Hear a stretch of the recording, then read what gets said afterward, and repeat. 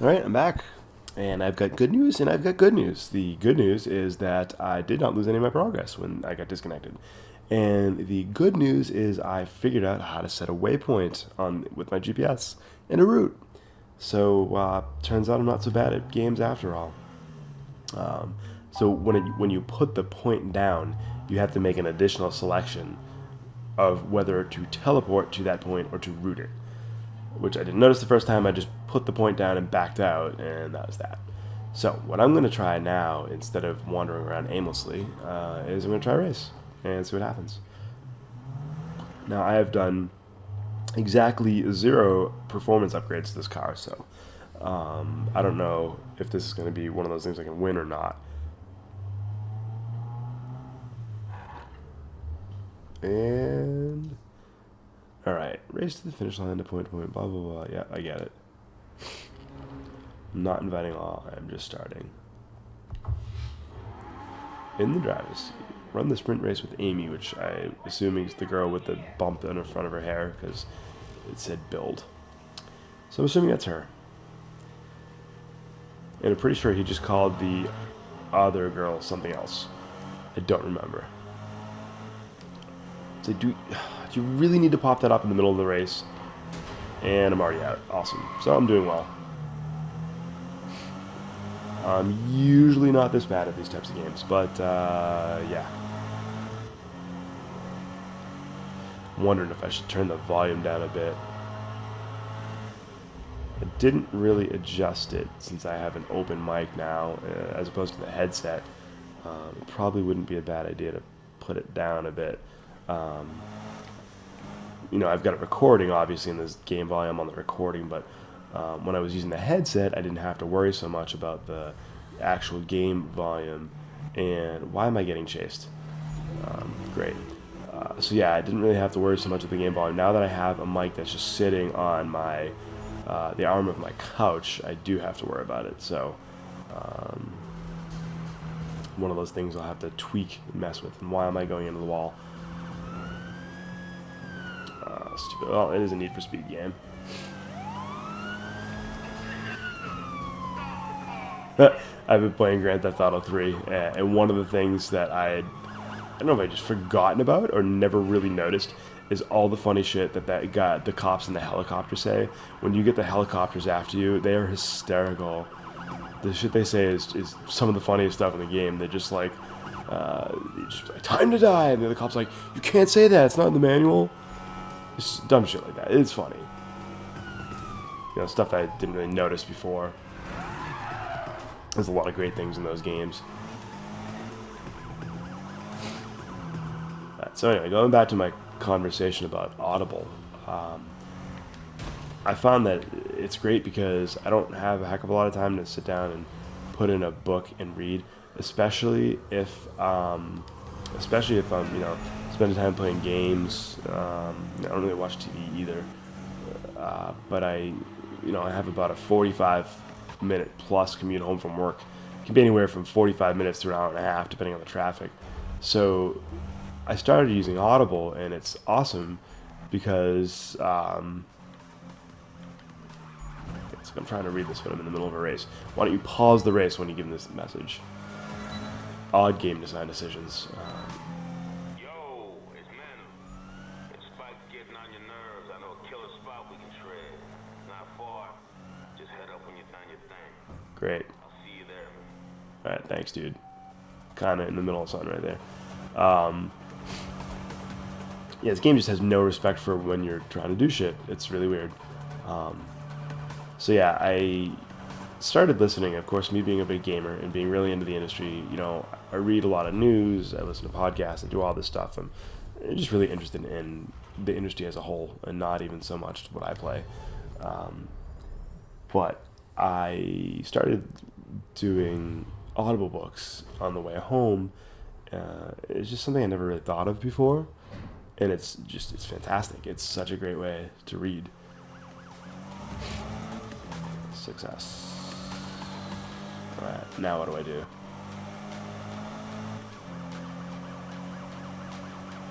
Oh boy. Now I gotta figure a way out of this. And someone else is calling me. How about a head-to-head? Gauge how your ride Sure.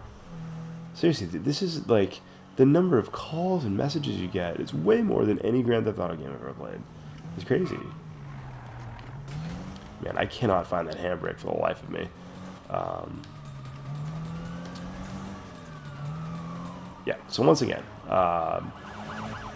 great way to be able to still read without having to um, set aside the time at home to actually sit with the physical book. And there's a couple different ways you can buy books. You can do it. You can do a subscription, which is $15 a month, or you can just buy individual books. It usually takes me about a month to get through a decent sized book. There's definitely a lot of shorter ones that I've looked at. I haven't bought any real short ones. I feel like if you're paying the $15 a month, you should probably try to make it worth your while, and at least most of the time buy a book that costs $15 or more. Great. Anyway, so yeah, I started with the Console Wars book. I'd heard about that. It sounded awesome, and I really wanted to listen to it. So I did that first. Then I did, once I was done with that, and actually so far that's my favorite one that I've listened to. So the first one I listened to so far has been my favorite. So far has been the best. But then I did one that was just a history of video games up until about 2002. I can't remember the author in that, and actually I'm probably going to have trouble remembering the authors in most of these, which is bad, I know, but I'll try to at least recall a few of them. But yeah, that was a decent book. That was a little bit more quote heavy rather than being told in story form, but still had a lot of interesting facts. Then I listened to a book called Super Mario, which is specific to, what is this person talking about? I don't know. Yeah. So Super Mario, which overlapped a bit with the Console Wars book, but was specific to Nintendo and Nintendo's rise from way back in the day, from all the way back in the 40s when, oh, what's his face? That's gonna kill me. I can't think of the name of the head of Nintendo for 50 years that just died. I don't know, maybe 2 years ago. Not Iwata, but before Iwata, there was someone. His family owned Nintendo for years, and oh man, I can't think of his name. That's terrible. Yamauchi. So it kind of starts from when he took over and goes all the way through, the 80s and the Sega rivalry days and all that stuff. And it's a little bit quicker, but it was pretty good too. And again, I forget the name of I forget the name of the guy. I think it was Jeff something. And it's called Super Mario. Good book.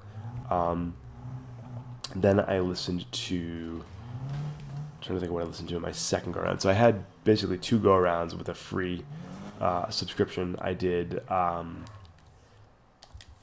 got one from, I believe, the phone I bought. I bought a Samsung Galaxy S6 Edge in, I think it was July or August, and I got 3 months free for that. Then I got another 3 months free from signing up for Amazon Prime. So I ended up getting 6 months of the service for free in the past year, which was awesome. But yeah, those were the first three. I'm trying to think of what I listened to after that. I did a lot of similar books because that's what was interesting to me, and I enjoyed them all so far. I just recently ordered my 7th book, and this is actually the first one that I've paid for. I'm gonna do this. Okay. Now that I've figured out how to set a GPS route, this is gonna be a little bit easier to get to. So yeah, now I remember. So when I started this more recent subscription through Amazon Prime, I had heard that the Masters of Doom book was really good, so I picked that up. It's by David Kushner, and Masters of Doom is all about id Software. Its two primary founders, John Carmack and John Romero, and how Doom kind of helped them build an empire, and how they ended up splitting up, and it's really, really, really interesting. Now, I am not as much of a PC gamer as console, but I still know it a bit, and especially during that era, during the mid '90s. My family got our first new PC right around the time that Doom was big, and I played that, and I played, Quake and all that other stuff. Never really played it multiplayer, but I at least played all those games. Nice. A little airtime. And, oh, so it looks like square is my handbrake. No, no, no, I don't want to go west. Stop, stop. Um, so yeah, that's a really, really good book too. I'd say of all the ones I've listened to so far, that was my second favorite one. Of all the video game industry related books, that was my second favorite one. That was really, really good. The next one, what was the name of the next one? I saw this one on Audible, and it sounded interesting, even though it's not something not a hobby I have myself. But it was a book on the history of Dungeons and Dragons, which I find interesting, even though it's not something I play. I kind of tried to dabble with it a little bit when I was a kid, but I didn't really understand it, and there was nobody else that really played it. So it was like me and one of my other friends, and we never really played the game. But I always found it interesting because I've always played RPGs, video game RPGs, and most of them are kind of based, at least in core principle, on D&D. It's called It's called Of Dice and Men, and it's by David Ewalt. His last name is Ewalt. I believe his first name is David. He's a writer for, I want to say, Forbes, or was a writer for Forbes at the time. Anyway, pretty good book. It's kind of bounces back and forth between his own personal experiences with the game and the history of it. It's good. It's nothing special, but it was fun. And even for me, like I said, someone who doesn't actually play the game, I still found it interesting enough. What is this? Who is this person? Oh, Robin. That's the other girl. I'm gonna hit some spots around the bay. Wanna join? Okay, well maybe see you around, yeah? What would you do if I just hung up on her? End call. Anyway, so yeah, that was a good one too. Then was it last month? So for last month, I decided to stray from my nonfiction. I usually don't read fiction. Not that I have anything against it. I just find that if I'm going to spend my time reading, I'd rather acquire knowledge. Whereas, if I'm spending my time entertaining myself, I'm going to play a game, essentially.